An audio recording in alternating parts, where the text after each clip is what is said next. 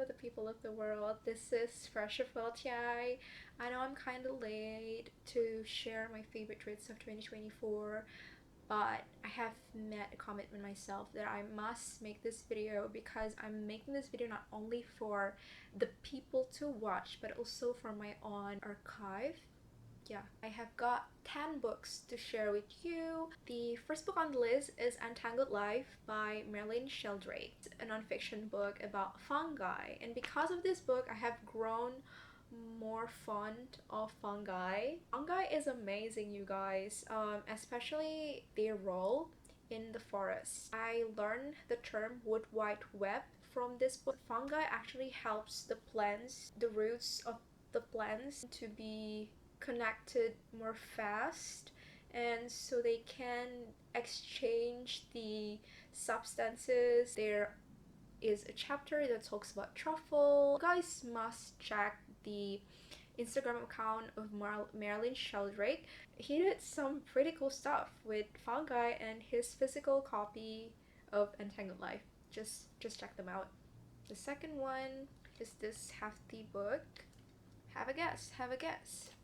Anna Karenina by Leo Tolstoy. I read this book earlier last year, so I might have forgotten some things from it, especially the names. So the story centers around Anna Karenina and her acquaintance, friends, her family. It's a very complicated story.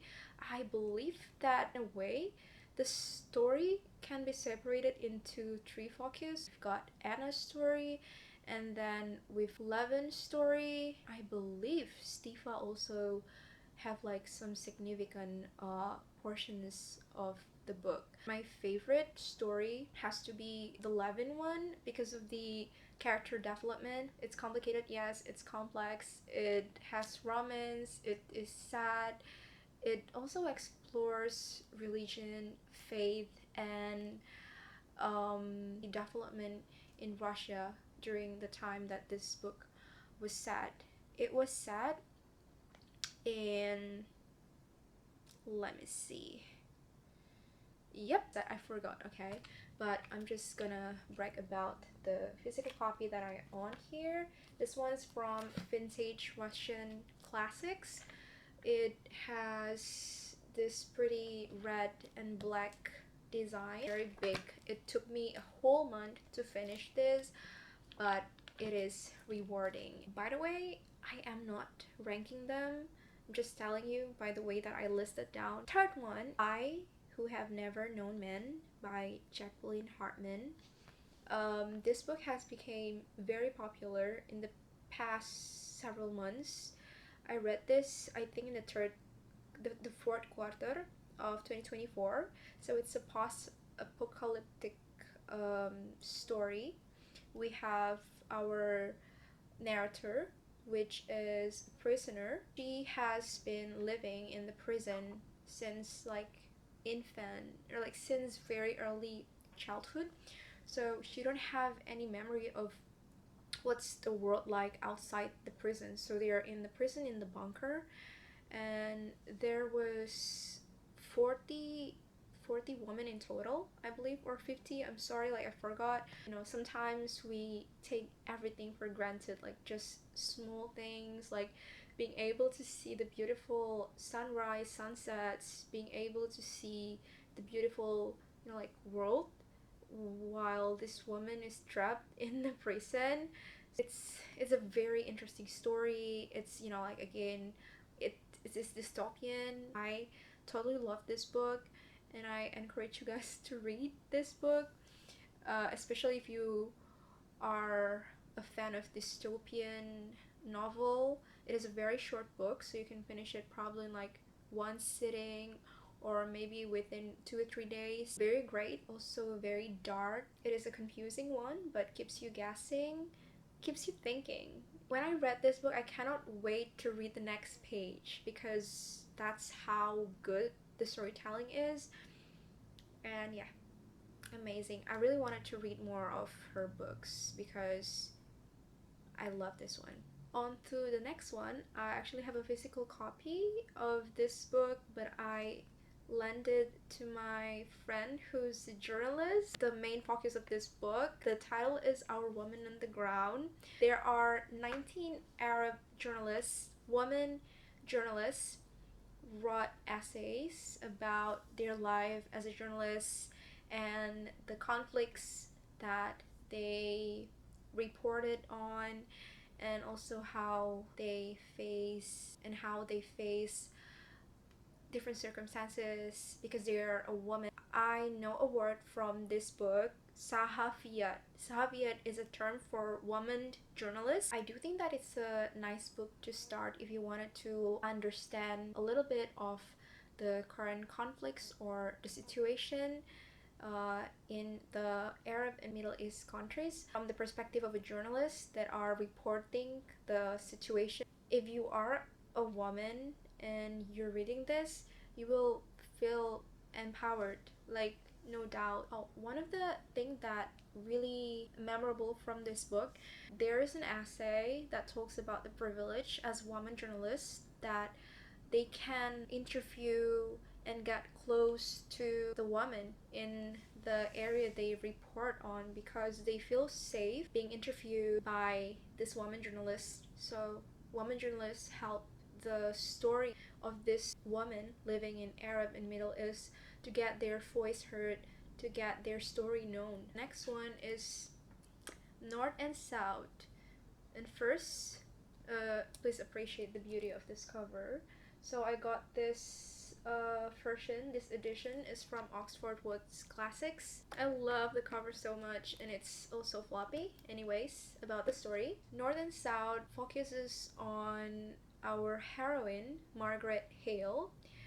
She used to live in London, and then for some reason she moved back to her hometown in the southern area of the UK. And then for another reason, she and her family had to move to the northern part of the United Kingdom where the factories are located. At the time, the Industrial Revolution just began. There, she encountered the condition of the workers in slum areas and got to witness poverty. She also misses her hometown so dearly. Like, the Sultan area is more of like a rural area, beautiful views, and I must say that Elizabeth Gaskell did really great job depicting the scenery in the Sultan area. So after Margaret moved to northern area, there is a fictional town called Milton.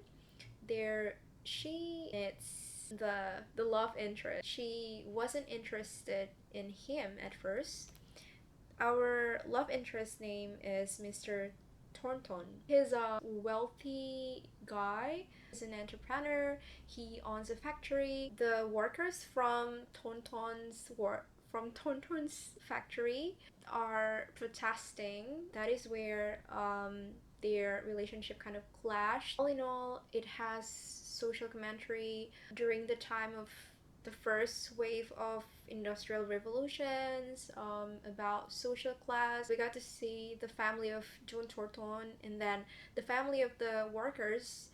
That one of the family get close with the family of Margaret. She befriends a daughter of one of the worker from the factory that Thornton owned. I just think that if you love romance in the background, read this book. It also has kind of like a mystery aspect to it surrounding the sibling of Margaret. And then the next one is another nonfiction, I Saw Ramallah by Morit Barghouti. It is a very impactful, meaningful read for me. This nonfiction book written by a Palestinian. He had to flee Palestine because of the Six-Day War, and he moved to Egypt. And after like years and years later, he had the chance to go back to Palestine and visit his hometown. But of course, everything has changed, and it is just a heart wrenching read. Read this by yourself and you will know what I meant. Morit Barghouti is a poet, so you can imagine how beautiful he writes this book. And even from the first, even from the very first sentence, I'm gonna read you.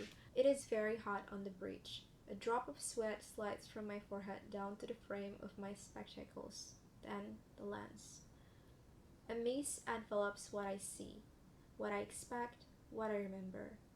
The view here shimmers with scenes that span a lifetime spent trying to get here. Here I am, crossing the Jordan River. I hear the creak of the wood under my feet. On my left shoulder, a small bag. I walk westward in a normal manner, or rather, a manner that appears normal. Behind me, the world. Ahead of me, my world.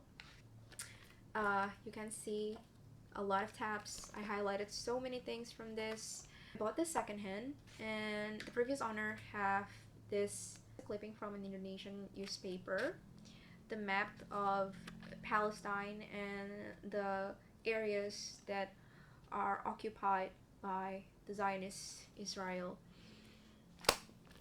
Free Palestine, free Palestine. I'm gonna keep on reading Palestinian literature to keep voicing out the voice of Palestinians and praying for the liberations of Palestine and Palestinian people. Another Victorian book, Great Expectations by Charles Dickens. This is my first Charles Dickens read. Basically just follow the life of Peep from Peep in like year I think 7 or like 13. Peep lives with his sister who's like very grumpy, and her husband is very nice. He's a blacksmith. Pip was going to follow his footsteps to become a blacksmith, but then thing happened. Basically there is a great expectations given to Pip, and just follow what happened with Pip and how he manage the great expectations. There are great expectations as well as like this great fortune that were given to Pip by unknown. Had me guessing like who is the person giving the great expectations and fortune to Pip. Get to see the wrong choices met by Pip, and also how he grows as a person, how he managed his love and affection towards this girl that he likes since childhood named Estella. It's a very interesting read. Never thought that I would love this book like so much. Read this book, guys. I thought it's gonna be like easy to guess, but it didn't. Great Expectations. I love this, and I cannot wait to read another book of Charles Dickens. The next one is another non-fiction, The Anthropocene Reviewed by John Green. So it was originally a podcast, it's made into a book, so it's a collection of like short essays. John Green reviewed the stuffs, like literally everything, out of 5 stars. I have some favorite chapters. Velociraptors. I know that Velociraptors, no, it was more like a bird compared to what was depicted in the movie Jurassic Park, so it's a bit shocking to me actually. Another favorite, Sunsets. As a person who loves to take a picture of sunsets, this chapter really spoke to me. The next one, A Gentleman in Moscow by Amortalis. So I love this book. The main character of this book is Count Rostov, who has been put under house arrest, not in a house but in the Hotel Metropole. He came from a wealthy family, like generational wealth, and we follow the entirety of the time he spent in Hotel Metropole. But it's not only that, the timeline also go back to the time before, very early in his childhood. We also get to know the sweet relationship he has with his sister, the relationship he built with one of his college friends, get to know his view on the ongoing revolutions in Russia. We also get to see a very cute, lovely interaction between Count Rostov and this little girl Nina that spend her time several days in the hotel. Fascinating. Mainly sat in the hotel, but turns out he can get a lot of life lessons from his time in the metropole. He's very knowledgeable. Somehow he ends up working in the restaurant in the metropole. There's also a twist that you can look forward to that really gets me like, oh, I didn't expect. If you want a heartwarming read, something that keeps you entertained with the facts and with the way the characters are interacting in this book, read this book. The last book is Elena Knows by Claudia Pineiro, Argentinian writer. For the first book I read from Argentina. It's a unique book. I don't want to tell you much about this book because it is a rather short book. It's best to just go blind, like knowing nothing about this book. We have Elena and her daughter. There are only the two of them, and then one day her daughter was found dead. Then the police informed Elena about the cause of the death, but Elena was adamant that that is not true, that she knows the cause of her death. So we follow Elena in fighting for the truth of her daughter's death.